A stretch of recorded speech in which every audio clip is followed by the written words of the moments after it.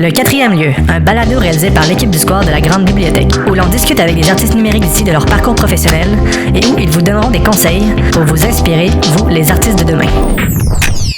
Bonjour tout le monde et bienvenue au quatrième lieu, le tout nouveau podcast du Square. Je m'appelle Frédéric Lemelin, ou Fred pour les intimes. Je suis technicien en nouvelles technologies au Square et artiste audiovisuel. J'ai eu l'occasion de rencontrer plusieurs jeunes qui se questionnent sur leur avenir et les choix parfois difficiles que ça implique. J'ai donc décidé de partir à la rencontre de personnes qui travaillent dans le milieu des arts numériques pour partager nos discussions dans le but d'encourager et d'inspirer les jeunes qui voudraient se lancer dans le milieu mais qui ne savent pas par où commencer. Aujourd'hui, nous avons le plaisir d'accueillir Michael Lavoie, un artiste de niveau chez Sabotage Studio. Sabotage Studio est un studio de Québec qui a pour but de réaliser des jeux à caractère nostalgique. Bonjour Michael et bienvenue à notre émission Quatrième lieu. Comment tu vas aujourd'hui? Bien, merci. Est-ce que tu peux te présenter à notre auditoire?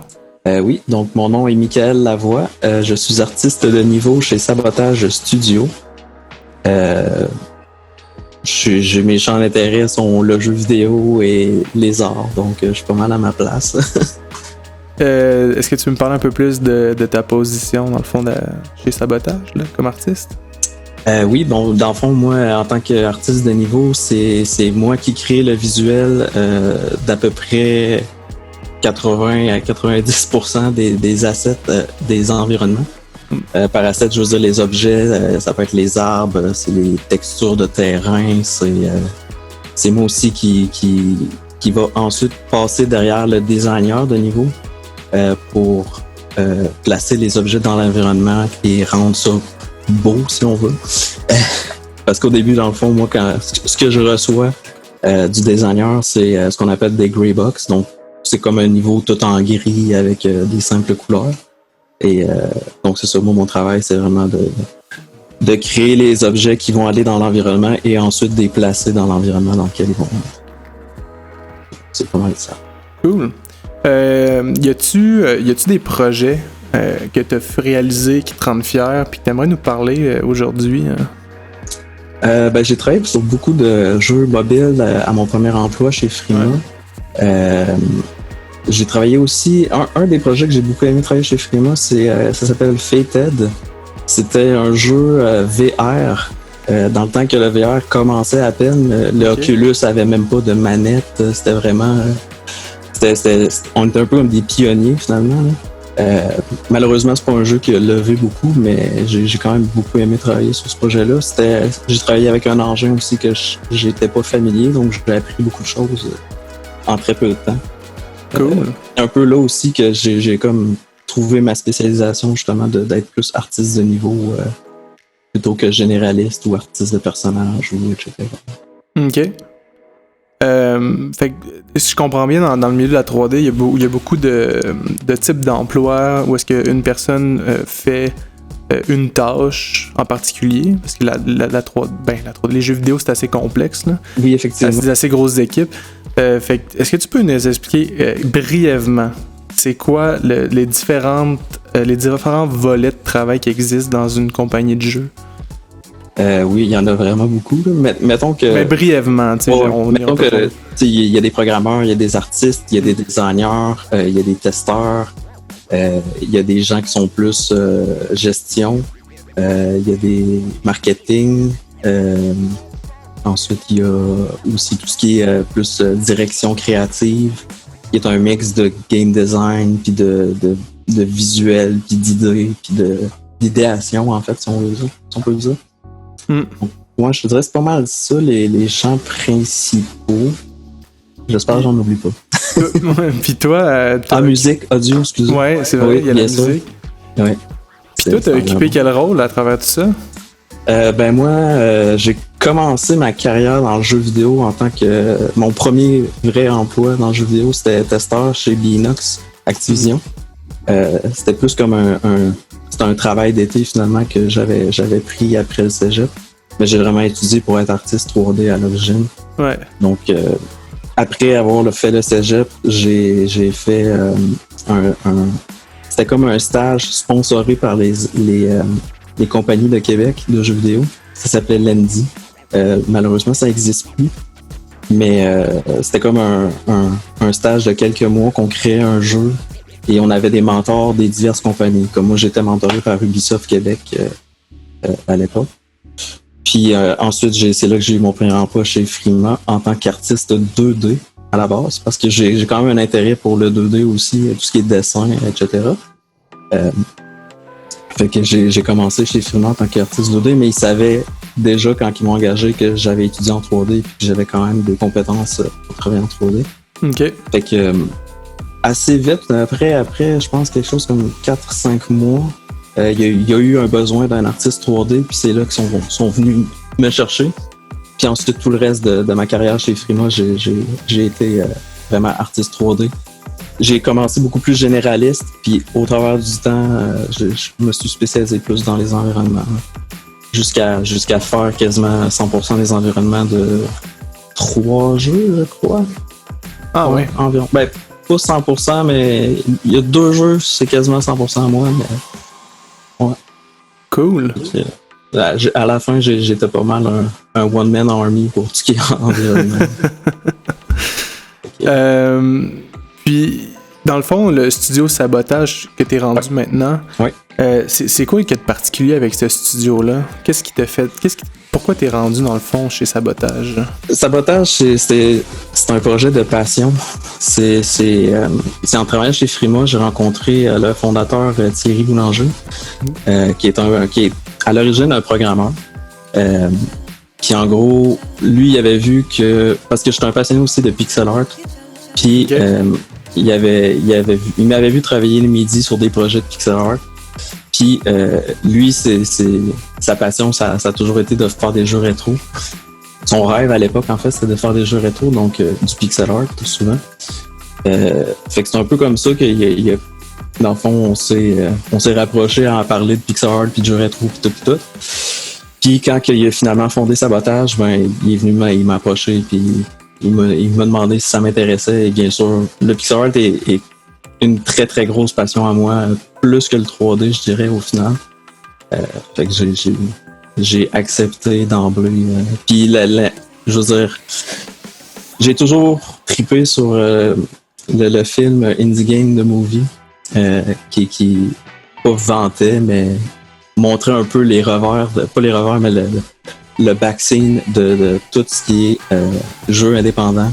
Et les compagnies indépendantes m'ont toujours... Vous m'entendez-tu encore? Oui. OK, pardon. Fait que oui, toutes les compagnies indépendantes m'ont toujours attiré. Puis c'était un projet de passion, fait que ça m'a vraiment tout de suite... j'ai à peine réfléchi avant d'accepter. C'était pas... Fait que, ouais. Puis jusqu'à maintenant, j'ai 0 regret. Je veux dire, c'est vraiment une aventure en soi d'être indépendant parce que on est tellement une petite équipe que on a un pouvoir beaucoup plus grand que dans une compagnie qui a des centaines d'employés puis que c'est juste impensable de gérer une compagnie comme ça à plusieurs employés. Mais c'est le fun, là, c'est quasiment une famille. J'allais te poser une question justement là-dessus. Est-ce que c'est quoi la différence entre un gros studio et un petit studio? C'est vraiment ça. C'est le lien familial qui ressort plus. Puis plus, j'imagine ton impact est bien plus important dans les projets. Oui, c'est sûr que c'est beaucoup plus facile d'entendre la voix de tout le monde quand on est une quinzaine de personnes versus 350 personnes avec 15 projets en même temps. Puis c'est vraiment un autre rythme finalement. Ouais. Est-ce qu'il y a un envers de la médaille ou est-ce que étant une petite équipe, il y a plus de travail à faire par personne? Vous êtes capable de bien comme manager votre temps par rapport à ça? Ben, l'avantage qu'on a eu nous autres chez Sabotage, c'est que pratiquement 100% des membres initiaux de la compagnie étaient des vétérans, du moins qui avaient minimum 5 à 10 ans d'expérience. Okay. Fait qu'on était déjà tous très rodés puis quand même spécialisés dans nos domaines. Fait qu'on a appris avec l'expérience comment gérer nos projets, comment gérer notre temps puis comment délivrer dans les temps. Fait que de ce côté-là, on a moins eu un challenge. Ça reste que oui, on a eu quand même, mettons pour The Messenger qui est notre premier jeu, on a quand même eu des moments de crunch que là on s'était dit ok là faut finir. Fait que là, c'est sûr qu'on voulait faire rentrer le plus possible pour que le jeu soit le meilleur possible, vu que c'est un travail de passion. Pour quelqu'un qui n'est pas du domaine, tu peux t'expliquer c'est quoi le mot crunch? crunch, c'est une période où est-ce que on doit malheureusement faire de l'overtime, du temps supplémentaire. Ouais. Dans notre cas, ça n'a jamais été comme méga mandatoire. C'était vraiment plus que, comme je dis, c'était un travail de passion. Fait qu'on voulait tous que le jeu soit le meilleur possible. Ouais. Fait qu'on essayait tous de faire rentrer le plus de stock possible. Mais malheureusement, je sais que dans le domaine, ça arrive que ce soit des trucs mandatoires. Ouais. Ça fait quand même plusieurs années que je suis plus dans les grandes compagnies, donc je sais pas c'est quoi le statut actuel. OK. Mais des choses. Mais c'est la réalité. Là. Je veux dire, le jeu vidéo, veut pas, c'est un travail de passion. Ouais. C'est des gens, c'est un domaine de passionnés. Parlant un peu plus du jeu de Messenger, justement, on a eu la chance nous d'y jouer ici au Square avec l'organisme Montréal Joue qui est venu présenter le jeu aux jeunes, aux ados, durant 2-3 jours. Là. C'était vraiment le fun. Écoute, on a pu voir justement ton travail d'environnement à travers le jeu. Est-ce que ça a été comme un jeu un peu révélateur pour toi, ça, justement, de Messenger, de travailler sur un jeu comme ça? C'est-tu quelque chose oui, vraiment. qui t'a dit, oh mon Dieu, c'est ça que je voulais faire de ma vie, puis je suis content d'être là, tu sais? Oui, vraiment, vraiment, vraiment. En fait, c'est ça, comme j'ai déjà dit, j'ai une passion pour la pixel art. Le challenge que j'ai eu à ce niveau-là pour The Messenger, c'était que le jeu se voulait vraiment un hommage rétro de l'époque Nintendo NES, avant même la Super Nintendo, donc c'est ce qu'on appelle du 8 bits. Donc une palette extrêmement limitée de, je pense qu'il y a quelque chose comme une trentaine de couleurs qu'on pouvait utiliser. Peut-être un peu plus, je me rappelle plus du chiffre exactement. Mais fait que ça, c'était un premier challenge pour moi parce que j'avais pas l'habitude de travailler avec une limite de couleurs dans mon pixel art. Ouais. Fait que très vite, j'ai dû m'adapter puis m'inspirer d'artistes qui utilisaient des palettes, comme je me suis inspiré d'un artiste qui s'appelle Mike Mignola, qui est le créateur de Hellboy, qui est en fait un comic artist. Ouais. Mais lui, il travaille beaucoup avec le noir pur dans ses ombres et des palettes très réduites. Donc c'était comme une bonne inspiration pour moi. Donc je me suis inspiré de certains comic books pour créer un jeu inspiré des Nintendo. Donc il y a du crossover comme en français entre les domaines. De l'inspiration, on en trouve partout. Là. Exact. Fait que dans le fond, toi, comment tu réalises ça, dans le fond? Parce que là, tu parles justement d'utiliser des noirs plus à des 100% noirs dans tes ombres. T'sais, quelqu'un qui connaît pas ça, c'est un artiste qui... C'est souvent utilisé justement d'aller chercher une couleur complémentaire ou inverse à l'éclairage de ta scène justement dans tes ombres pour faire des contrastes souvent quand t'es en noir. Fait que d'utiliser du noir pur, ça, c'est une technique qui est plus comme proche du débutant, mais en même temps qui est utilisé dans ce contexte-là vu qu'il y a moins de couleurs. Exact. Est-ce que c'était pour toi quelque chose qui a été difficile de comme refaire à l'idée? Si t'étais habitué avant de pas faire ça, je sais pas. C'est pas tant difficile, plus que ça a été un challenge d'apprentissage rapide. Rapide, c'est ça. Mais je pense qu'au final, justement, tu sais, comme le premier environnement de Messenger a peut-être pris plusieurs mois à créer, mais le dernier, je pense qu'il a pris quelque chose comme 2-3 semaines. Là. Fait que c'est quelque chose que, justement, avec le temps, tu développes ton style pour ce jeu-là. Ouais. Plus ça va, plus la vision est claire. Donc, c'est comme facile de créer quelque chose plus rapidement. Fait que, ouais, c'était plus une adaptation vraiment qu'une difficulté. Puis j'imagine les outils que tu utilises sont différents pour faire du pixel art que de la 3D. T'sais, j'imagine que c'est pas les mêmes outils que tu utilises. Oui. C'est quoi les outils toi que tu utilises pour faire du pixel art pour le jeu vidéo dans le fond? Là? Pour le jeu vidéo, personnellement, j'utilise Photoshop. OK. Qui est probablement overkill, trop puissant pour ce que c'est en fait. Ouais. Mais c'est vraiment juste parce que dans le fond, moi je fais du pixel art depuis que j'ai quelque chose comme 12 ans. Okay. Puis j'ai commencé dans Photoshop, fait que je suis comme resté là-dedans. Mais aujourd'hui, avec le ressort du pixel art, il y a beaucoup de logiciels un peu plus spécialisés pour ça qui sont sortis. Je sais que nos animateurs utilisent un logiciel qui s'appelle Pixel Edit. Qui s'appelle Pixel avec un Y, donc P-Y-X-E-L Edit, E-D-I-T. C'est vraiment un logiciel qui est comme plus spécialisé pour l'animation en pixel art. Il y en a un autre qui s'appelle Ace Sprite, qui est ASESPRITE, qui est un autre très très grand joueur dans le monde du pixel art. Cool. Versus, c'est ça, la 3D, ben j'utilisais, mettons, ZBrush, 3ds Max, Maya. C'est pas mal ça. De toute façon, les outils qui font la même chose. En fait, c'est l'artiste qui crée, c'est pas l'outil. C'est ça, au final, c'est le résultat qui compte. C'est le méthode par laquelle tu passes pour atteindre ton résultat est pas tant importante tant que le résultat les technicalités sont là et le résultat est là. Parfait. Est-ce que on peut faire un petit retour en arrière sur ton parcours, puis tu peux nous parler un peu plus de ton retour, de ton parcours académique? Oui. On va partir du Michael du secondaire. Tu faisais quoi au secondaire, Michael? Est-ce qu'il dessinait beaucoup? Est-ce que c'était déjà un artiste? Oui. C'est pas mal là que j'ai découvert ma passion pour le dessin, vraiment. Ça a commencé un peu jeune quand je copiais des Dragon Ball dans mes cahiers de dessin, mais au secondaire, c'est là que j'ai comme vraiment découvert mon amour des mondes fantastiques, puis de vouloir créer mon propre monde fantastique.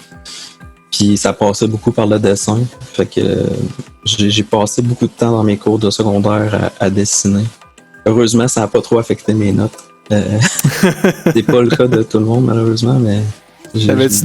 Avais-tu déjà une petite idée vers où tu voulais t'en aller au cégep, ou ça a-tu été une découverte plus tard au secondaire, ou tu le savais déjà que les jeux vidéo c'était une carrière qui t'intéressait? Hein? J'ai eu un parcours facile, si on veut, là. J'ai vraiment toujours su que je voulais travailler là-dedans. J'ai pas eu vraiment d'obstacles dans ma carrière d'école. Si on veut. Chanceux. Ouais, non, c'est ça. J'ai pas eu à changer de programme ou quoi que ce soit. J'ai été chanceux parce que le programme d'animation 3D, synthèse d'image au Cégep Limoilou, quand je me suis inscrit, c'était la 2e cohorte ever. Fait que c'était vraiment un nouveau programme. Il y avait même pas encore de finissant dans ce programme-là. Fait que j'ai vraiment eu un timing parfait que le programme venait d'être créé. Je suis rentré, puis... Ça pouvait pas mieux arriver dans ta vie. Non, c'est ça, exact. C'était vraiment une bonne époque où est-ce que il y avait un essor niveau scolaire, des médias interactifs, hein? Ouais, exact. Puis y a-tu un conseil que tu voudrais donner à une personne qui veut se lancer dans des études en jeux vidéo, hein? Ou en art, juste en art aussi, là, l'artiste de dessin, hein? J'ai une opinion un peu biaisée là-dessus. Ouais, on les prend tous. Je suis passé par le domaine scolaire avec le cégep et tout. Ouais. Mais maintenant, depuis quelques années, il y a vraiment un gros essor de gens sur YouTube puis sur Skillshare, qui a tellement de cours digitaux pour apprendre à dessiner, pour apprendre à faire de la 3D, pour apprendre... Surtout au niveau artistique, là, programmation, je peux pas parler, là, mais au niveau artistique, même probablement musique aussi, il y a vraiment beaucoup de tutoriaux, de gens spécialisés de l'industrie qui vont donner des cours sur ces plateformes-là. Et c'est vraiment des excellents... J'en écoute encore régulièrement, là, c'est de même que je me tiens au courant, en fait, des nouvelles techniques et tout. Fait que c'est quand même une bonne méthode. Je dis pas, faites pas un deck ou quoi que ce soit. C'est une très bonne méthode pour apprendre. Ça te donne une bonne base, là. Exact. Mais vraiment, si vous voulez de quoi de plus spécialisé pour un truc en particulier, des plateformes comme YouTube, ArtStation, Skillshare, c'est toutes des très très bonnes plateformes. Ah, il y en a plein, oui. Puis malheureusement, ils sont beaucoup en anglais. Il y en a pas beaucoup en français. Mais c'est aussi une réalité de l'industrie. Il faut avoir un bon anglais pour j'imagine. travailler. Ouais. Nos logiciels sont pas mal tous en anglais en général. Ouais. Malheureusement, il n'y a pas beaucoup de traduction des fois. Est-ce que, parlant un peu plus justement là, de la formation en continu, là, toi, tu le fais de ton plein gré, ou c'est quelque chose que tu te sens obligé de faire dans le fond, dans ton domaine, de tenir au courant? C'est-tu quelque chose qui vient de toi, ou c'est quelque chose que tu sens qu'il y a une pression envers tes collègues de travail? Je sais pas. Dans mon cas, je le sens vraiment pas comme une pression. C'est en plus parce que j'aime ça en général, puis je veux tout le temps m'améliorer.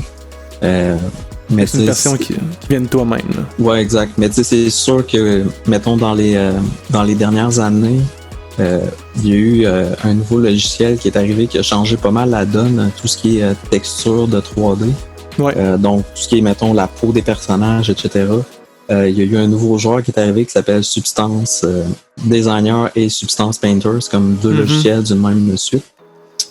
Et ça a vraiment révolutionné tout ce qui est texture dans la 3D. Ça a automatisé beaucoup de trucs qui étaient faits à la main avant. Donc, c'est vraiment rendu probablement la norme dans tous les jeux AAA d'utiliser cette technologie-là. Donc, c'est quelque chose que j'aurais jamais appris à l'époque parce que c'était pas sorti. Fait que c'était... Ouais. Si c'est... J'aurais été obligé de l'apprendre, mais heureusement, comme c'est chez Frima que je l'ai appris, on a eu du temps payé à apprendre ce logiciel-là. C'est souvent l'employeur qui va encourager cette démarche-là aussi. Là. Parce que, je veux dire, si tes employés se forment pas, c'est dur de créer puis de rester à jour. C'était une question que je me posais justement. L'emploi. Est-ce que c'est l'employeur qui t'offre du temps? Non, ça n'a jamais été mandatoire sur mon temps à moi de faire de quoi. Là. C'était vraiment... chez Frima, j'ai tout appris ça sur les heures de bureau. Est-ce que tu penses qu'un jeune qui fait pas de cours spécifique, un cours comme collégial, mais qui est tout là parce que maintenant c'est tellement accessible, comme tu disais, avec YouTube, avec ces choses-là, puis qui se crée un bon portfolio solide, tu penses qu'il y a une chance aujourd'hui de pouvoir rentrer dans l'industrie? Oui, pour ce qui est artistique, j'ai l'impression que oui, parce que surtout dans les arts visuels, c'est probablement la seule chose qu'on regarde pour vrai. Ouais. Je veux dire, on s'en fout. En tout cas, pour les arts visuels, comme je dis, pour mettons designer, je sais pas, ou programmeur, je sais pas. Mais quelqu'un qui a un bac en animation, l'affaire que ça apporte souvent, c'est que ces affaires-là vont vous donner du temps pour monter un portfolio qui va être justement à un niveau plus professionnel plutôt que de rester chez soi.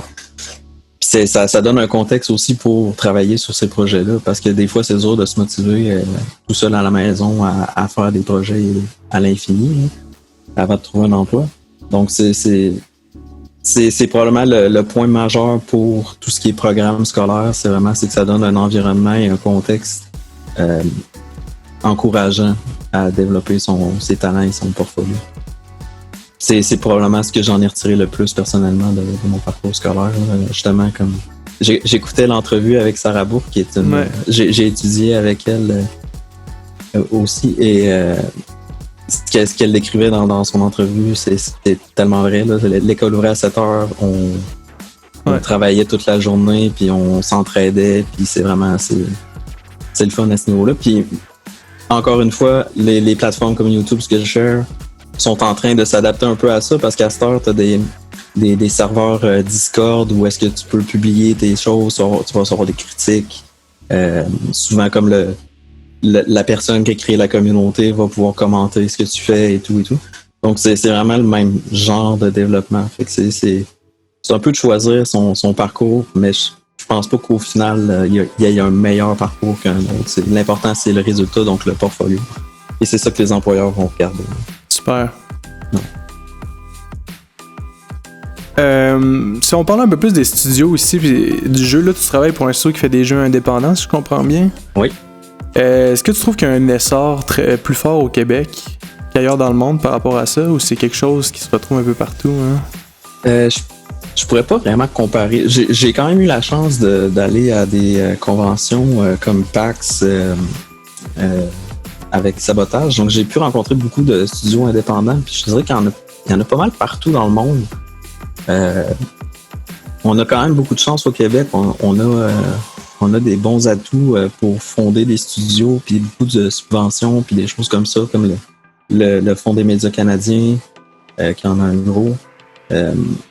Puis, fait que oui, au Canada, on est bien placé pour fonder de l'indépendant, mais il y en a vraiment partout dans le monde. On n'est pas les seuls. Ouais. Mais oui, il y a quand même un essor au Québec. Il y a un essor au Québec, c'est ça. Plusieurs studios.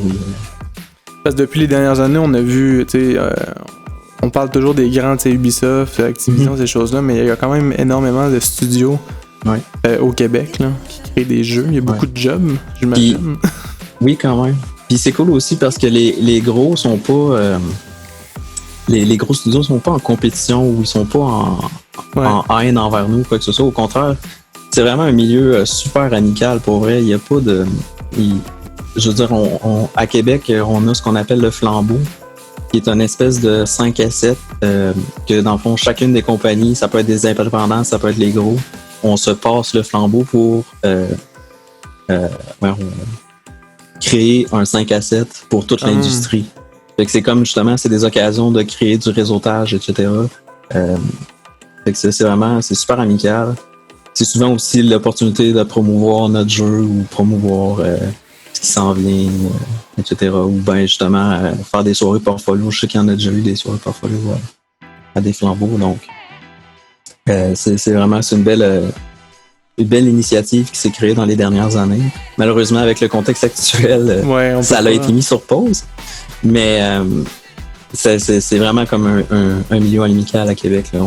Même que chez Sabotage, on a eu la chance, on a gagné un concours que Ubisoft avait organisé pour les compagnies indépendantes. Okay. Et une des parties du prix qu'on a gagné, c'est d'avoir des sessions de playtesting, donc faire tester des joueurs et observer leur comportement par rapport au jeu. C'est ce qu'on appelle le playtesting. Fait qu'on a eu des sessions, eux autres, chez Ubisoft, on a un super gros laboratoire avec des gens spécialisés là-dessus. Fait qu'on on a pu aller tester de Messenger et voir la réaction des joueurs avant que le jeu sorte. Pour voir, OK, est-ce qu'il comprend bien telle mécanique? Est-ce que ce bout-là de niveau il est trop difficile? Des choses comme ça qui sont vraiment très pertinentes pour nous autres. J'imagine.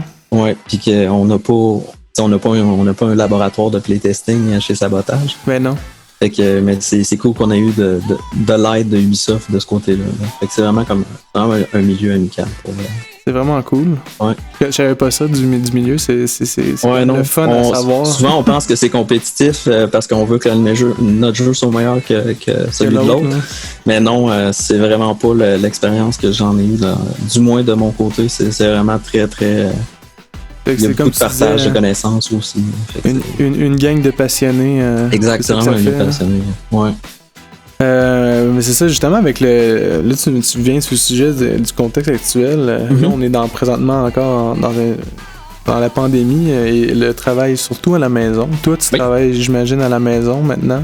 Oui. Est-ce que tu trouves que c'est difficile en tant qu'artiste d'être du matin au soir chez toi en tant que créateur ou ça t'a jamais importé? J'ai un peu de chance parce que je suis assez ermite de base. Tu sais, comme j'ai dit, je suis passionné de jeux vidéo, fait que je suis tout le temps en train de gamer. Ouais. Fait que j'ai eu la chance que ça m'a pas affecté autant mentalement ou quoi que ce soit que d'autres personnes. La plus grosse difficulté, c'est quand même encore aujourd'hui, je suis un peu en struggling avec ça, c'est d'avoir le réflexe d'appeler mes collègues et discuter de choses comme je ferais au studio de façon naturelle, de juste me lever puis aller parler à mon collègue. Des fois, c'est juste tu sais, on a un système de chat en texte, mais des fois, il n'y a rien comme parler d'un problème ou de quelque chose directement à la personne puis d'essayer de trouver une solution en direct. Parce que le texte, c'est bien beau, mais il faut que tu juges chaque mot, comment il va les interpréter, etc. Donc, c'est quelque chose que même encore aujourd'hui, je suis encore en train de développer le réflexe d'appeler mes collègues justement pour essayer de résoudre. Je l'ai fait tantôt, je suis content, je vais être, ok, ouais, là, ça c'était une bonne opportunité de le faire. Puis on a réglé le problème super vite, ça s'est bien passé. Fait qu'on est chanceux en jeux vidéo, on est quand même un domaine qui s'adapte facilement au travail à distance. Okay. Puis nous autres, chez Sabotage, on est allé en confinement presque day one, même avant même que ce soit annoncé, on avait décidé de le faire. Avant que ça soit mandatoire, on avait décidé de le faire par nous-mêmes. Fait que, non, c'est ça. On est rendu quand même. Ça n'a pas tant impacté la vitesse de production. C'est quand même bien. C'est le fun. C'est toi qui es un grand gamer, as-tu un jeu préféré? Hein? J'en ai vraiment beaucoup, en fait. J'avais pris des notes. Quelques-uns.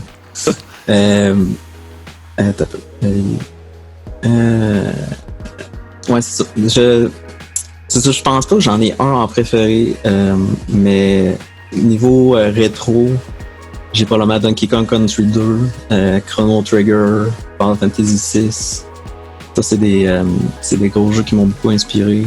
Les Mario aussi, tous les Mario, j'ai beaucoup joué. Sinon, je suis un joueur beaucoup de MMO aussi, donc j'ai joué beaucoup à World of Warcraft.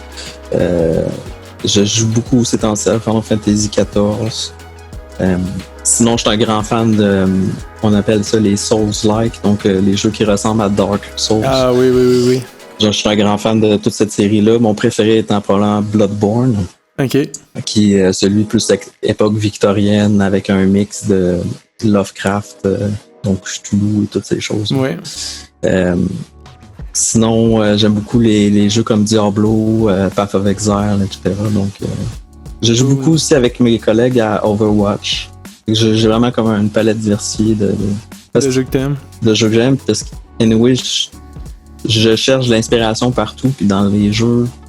C'est pas parce que je fais un platformer ou que je fais un RPG que je trouverais pas de l'inspiration dans un FPS ou dans un jeu d'aventure à la troisième personne. Ouais. Comme j'ai trouvé de l'inspiration hier dans un jeu d'horreur qui s'appelle Amnesia Rebirth. Okay. J'ai trouvé de quoi de cool que je vais sûrement réutiliser à quelque part dans mon travail comme inspiration. Ben oui, c'est cool ça. Puis je veux dire, ça se trouve partout, pas juste dans les jeux, ça peut être dans les films, les comics. Ouais. C'est un peu ma méthode. C'est un peu ma défaite de gaming. C'est de trouver j'aime ça trouver de l'inspiration puis visiter des mondes, vu que je crée des mondes. Fait que c'est le fun d'avoir comme une banque palette. Une palette de références à référer. Ouais. Est-ce que, là, présentement, vous travaillez sur un nouveau jeu, j'imagine, là? Oui. J'ai vu passer que c'était Sea of Stars. Sea of Stars, yes. Tu peux-tu nous parler un peu brièvement de ce que tu peux dire, justement, sur le jeu? Hein? Oui. Dans le fond, c'est un RPG inspiré des... RPG étant un role-playing game, donc un jeu de rôle, inspiré des jeux de l'époque, je dirais Super Nintendo, PlayStation 1. Puis probablement que la première inspiration, ça serait Chrono Trigger comme référence. OK. Mais c'est vraiment, dans le fond, on fait le traitement sabotage à... ce qu'on appelle le traitement sabotage, c'est qu'on prend un feeling nostalgique et on le modernise. Donc, on va chercher vraiment la nostalgie des jeux rétro. Mais si on faisait one-to-one, donc exactement la même chose qu'on faisait à l'époque aujourd'hui, notre vision, c'est que ça passerait probablement pas aussi bien. Il y a des modernités qui sont là qu'on utilise, dans le fond. Puis, dans le fond, pour The Messenger, on était resté assez fidèle à ça, à l'époque Nintendo, Super Nintendo. Mais pour Sea of Stars, on a décidé d'y aller vraiment plus moderne au visuel. Ça reste du pixel art, mais il y a quand même un engin d'éclairage dynamique. Il y a quand même... Puis niveau gameplay, on cherche vraiment à moderniser le genre, à essayer d'enlever les irritants, mais garder l'essentiel qui nous faisait triper à l'époque. Cool. Ouais. C'est en fait une prequel à The Messenger. Donc c'est le même univers, mais ça explore une autre histoire qui se passe des milliers d'années avant. Ah. Puis j'ai vu que vous aviez fait une campagne de lancement là, sur Kickstarter. Ouais. C'est-tu quelque chose qui est assez fréquent, ça, les campagnes de financement avec les studios indépendants, ou c'est quelque chose que vous vous êtes dit, hey, c'est une bonne idée qu'on fasse ça? Je pourrais pas te dire avec certitude. Je sais que dans les débuts de Kickstarter, c'était vraiment très gros pour les indépendants. Je sais que malheureusement, il y a eu beaucoup d'expériences pour les gens qui ont backé de projets qui se sont jamais réalisés. Puis je sais qu'il y a comme probablement une perte de confiance un peu envers ces projets-là. OK. Mais en même temps, il y en a encore vraiment beaucoup, puis il y en a encore super beaucoup qui réussissent puis qui finissent par sortir et tout. Mais c'est ça, on avait une petite crainte en faisant la campagne, justement, qu'on était comme, est-ce que la confiance des gens est encore là dans les Kickstarter, etc. Mais comme les chiffres le prouvent, on a eu une super belle expérience avec Kickstarter, puis ça nous a permis d'engager des nouveaux artistes pour accomplir notre vision comme on voulait. Fait que, non, c'est vraiment un bel outil pour fonder des studios indépendants surtout. Je sais que même des gros studios utilisent ça justement pour souvent, c'est pour tester le marché aussi, pour voir s'il y a vraiment un intérêt pour quelque chose Ouais. ou pas. Tu sais, si le Kickstarter lève pas, ça veut peut-être dire que le jeu, il attire pas les gens, fait que ça vaut-tu la peine de le développer au complet? C'est un peu un mix de ça. OK. Fait qu'il y a comme des avantages, des désavantages en même temps. Exact. C'est sûr que si le Kickstarter marche pas, ben ça enlève la foi au projet. Exact, ouais. Si tu réussis pas la campagne, t'as pas l'argent, donc Ouais. faut qu'il y ait un intérêt, faut qu'il y ait une qualité là, qui attire les gens. Là, on va amener un peu plus un aspect vers des questions du public, dans le fond. Mm-hmm. On a un segment à la fin du podcast où il y a des gens qui nous ont posé des questions. Oui. Des fois, il n'y a pas de suite à chaque question. Là, fait que je vais t'en dire une coupe. C'est quoi le meilleur jeu de tous les temps? Bon, tu as déjà répondu, j'imagine, hein? Fait que ouais, ben c'est ça, comme j'ai dit. Si tu veux savoir ça, il y a rien qui revenir un peu en arrière. Exact. Se faire une bonne liste. J'ai pas un jeu que je suis capable de dire c'est mon préféré. Ouais. Moi, j'ai joué au même jeu depuis 15 ans, fait que je suis pas la meilleure référence pour ça. Non, fait que, moi, j'aime ça essayer des nouveaux jeux, mais c'est rare que, à part les MMO, mettons, c'est rare que je rejoue le même jeu plusieurs fois. Ouais. Deuxième question qu'on a ici, c'est pourquoi il y a un intérêt pour les jeux rétro selon toi? Je pense que ça vient vraiment beaucoup de l'émotion de la nostalgie. Ouais. L'humain est un être nostalgique, je crois. Je pense que c'est un être émotionnel. Émotionnel, puis la nostalgie est une très forte émotion. Ouais. Puis, genre, ce que Thierry Boulanger, notre fondateur, il dit souvent, c'est qu'on s'ennuie, c'est pas seulement le jeu, mais c'est d'avoir 8 ans. Puis de jouer dans le sous-sol avec notre cousin ou notre frère. C'est cette mémoire-là, ouais. C'est la mémoire qu'on cherche à aller chercher. Puis c'est parce que souvent, les jeux rétro, c'était des moments heureux dans l'enfance de plusieurs générations, de l'adolescence de plusieurs générations. Donc, c'est probablement pour ça qu'il y a quand même un si grand intérêt pour les jeux rétro, je pense. J'ai une autre question pour toi, c'est est-ce que chaque studio doit développer un style particulier de jeu où l'on peut créer tout et n'importe quoi dans le fond? Je pense que j'imagine la question c'est ça prend-tu un style où les studios peuvent être un peu plus versatiles puis Je pense que les deux approches existent. Il y a des studios comme je me souviens plus de leur nom, mais ils ont créé le jeu qui s'appelle Hollow Knight. OK. Ouais. Qui est un platformer Metroidvania. Puis eux, le jeu a super bien marché. Fait qu'il y a une grosse... il y a beaucoup de fans. Il y a un gros... ils ont bien reçu le jeu, finalement. Fait que là, ils font une suite. Puis il y a des studios qui se spécialisent vraiment dans un genre en particulier. Chez Sabotage, c'est pas l'approche qu'on cherche à avoir. Comme j'expliquais un peu plus tôt, on cherche à faire le traitement, la modernisation de jeux qu'on aimait ou qu'on aime tous dans l'équipe, mais à notre sauce, là, finalement. Fait qu'on on veut se diversifier un peu plus dans les genres. On veut pas nécessairement faire de Messenger 1, 2, 3, 4. On veut juste faire le jeu qui nous tente au moment où est-ce qu'on décide de commencer un projet, finalement. Puis une petite dernière question par rapport à ça, c'est moi, je suis un adolescent, puis je m'intéresse au milieu. Par où je commence? Un peu comme j'ai expliqué, en fait, là, probablement le meilleur moyen de pas trop s'engager à quelque chose, c'est de checker des tutoriels sur YouTube de la partie qui vous intéresse le plus. Je suis pas mal sûr qu'il y a des tutoriels sur tous les domaines de jeux vidéo, les sous-domaines de jeux vidéo, je veux dire. Fait que, mettons que tu veux devenir un artiste visuel, ben, il y a des millions de tutoriels sur comment apprendre à dessiner, comment commencer à faire de la 3D, comment voyager dans les engins de jeu comme Unity, Unreal. Ouais. C'est probablement la méthode la plus peu coûteuse aussi de voir si ça nous tente vraiment d'apprendre sur ce domaine-là. D'utiliser j'imagine des logiciels gratuits aussi, ça aide. Oui, exact. La plupart des logiciels ont toujours des essais gratuits à checker, ou même des fois, il y a souvent des rabais pour les étudiants. Je sais que il y a Blender qui est pas mal la ressource. Blender est 100% gratuit. Puis sinon, je sais que la suite Autodesk pour la 3D, ils ont des plans gratuits pour tous les étudiants. Oui, exact. Fait que c'est quand même bon de savoir ça. Oui. Bon, ben, je pense que c'est pas mal. Ça fait le tour des questions que j'avais pour toi aujourd'hui. Mais merci d'être venu nous parler. Ça fait plaisir. Puis j'espère que ton travail peut en inspirer une couple. Puis je me demandais justement, où est-ce qu'on peut retrouver ton travail? Où est-ce qu'on peut... J'ai pas vraiment de site en particulier ou quoi que ce soit en ce moment. Où est-ce qu'on peut jouer à tes jeux de bord? Vous pouvez jouer à The Messenger, qui est disponible sur pas mal toutes les plateformes maintenant. PC, Xbox, PS4, Switch. Fait que ouais, c'est pas mal disponible sur toutes les consoles. Sinon, vous pouvez suivre le développement de Sea of Stars.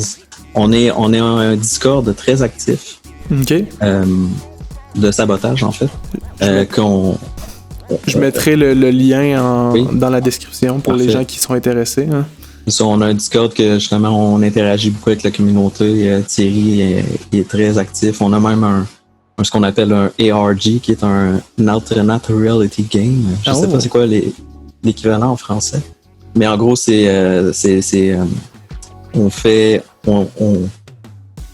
on interagit de façon roleplay dans l'univers du jeu avec la communauté pour leur faire découvrir plus de trucs parallèles au jeu, mais dans le même univers finalement. Cool. On est très actifs là. Thierry fait aussi souvent des streams sur Twitch. Il stream des vieux jeux rétro qui discute avec la communauté. Là. C'est vraiment super friendly. Cool. Puis toi, est-ce que tu as des projets personnels encore? As-tu quelque chose que tu travailles ou t'es plus concentré 100% sur le domaine? J'ai des petits projets personnels, mais c'est rien de final ou quoi que ce soit de prêt à montrer. Là. Ouais. Tu parles sûrement de Sarcia, qui est justement c'est mon univers personnel que je développe depuis que je suis plus jeune, mais j'ai rien à montrer en ce moment. Je dirais que mon focus est plus justement sur Sea of Stars et sabotage. C'est plus là que mon focus est en ce moment. Parfait. Ben, je te remercie bien gros, Michael. Ben, merci beaucoup. Le Square est un espace de création numérique pour les adolescents du Québec de 13 à 17 ans. Nous avons à votre disposition du matériel de création numérique et du personnel qui peuvent vous aider dans votre cheminement artistique et technologique. Je tiens à vous rappeler que vous pouvez utiliser notre espace physique à la Grande Bibliothèque et nos ressources en ligne au square.bnq.qc.ca. Vous pouvez nous contacter par courriel, Facebook et Instagram. Il nous fera plaisir de répondre à vos questions. Toutes nos informations se retrouvent sur notre site web. Merci et à la prochaine.